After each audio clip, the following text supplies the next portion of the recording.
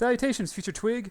Past Twig here once again, and we're back with another card call out for everyone. Today we're looking at a blue card, which is Robe of the Archmagi. And as you can see, 3 mana nets you in an artifact equipment here that states whenever equipped creature deals combat damage to a player, you draw that many cards. It has an equip cost of 4, except in the case that you're equipping a shaman, a warlock, or a wizard, at which point the equip cost becomes a 1, which is much better. Getting into it, this card is currently 28 cents, so he's playing a fair amount of decks, almost 2,500 decks there, or about 0.77 of all decks on EDH Rec. But obviously price is not as important as the synergies that this card is capable of, and there's quite a few of them here.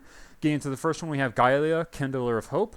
Obviously, she's not a wizard, but she has a lot of equipment synergies. In particular, you can cast equipment from the top of your library, and whenever you cast an equipment from the top of your library, it gains that whenever that equipment enters the battlefield, you can attach it immediately to the target creature you control. So obviously this is very powerful because it allows you to get around that expensive equip cost that you obviously have with Robe of the Archmagi, and be able to draw cards is actually kind of nice because then you can select what cards you want to keep in hand, and there's a lot of ways where you can put cards back on the top of your library when you're in a blue style deck like this. Moving on, you can also focus on that wizard archetype, and in particular, Elandria. Skydreamer is a very powerful wizard to be using with this because Elandria wants you to draw cards, and in particular, you want to draw a lot of cards.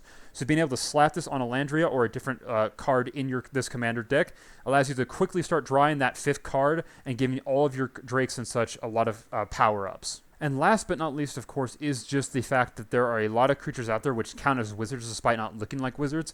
A classic one I think of is Mistborn Ultimus, which is very cool because Mistborn Ultimus is every creature type, and this is a very powerful ability because being a wizard, you can equip this, and a very funny strategy you can do with Mistborn Ultimus is there are a lot of equipment out there, especially like multi-class Bardic and the like, that give a creature a ton of benefits, provided it's a particular creature type. So creature type specific abilities and buffs.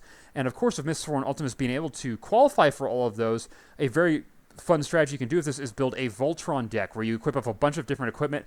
And obviously, Voltron strategies mean your commander is going to be very big, going to have a lot of power, and of course, it's probably going to be unblockable or something. So then when it attacks and hits your opponent for combat damage, you draw with Robe of the Archmagi a ton of cards off of that effect, which is wonderful. And that is actually all I have for you guys today. Thank you so much for tuning into this card call, and have a wonderful day. Take care, all.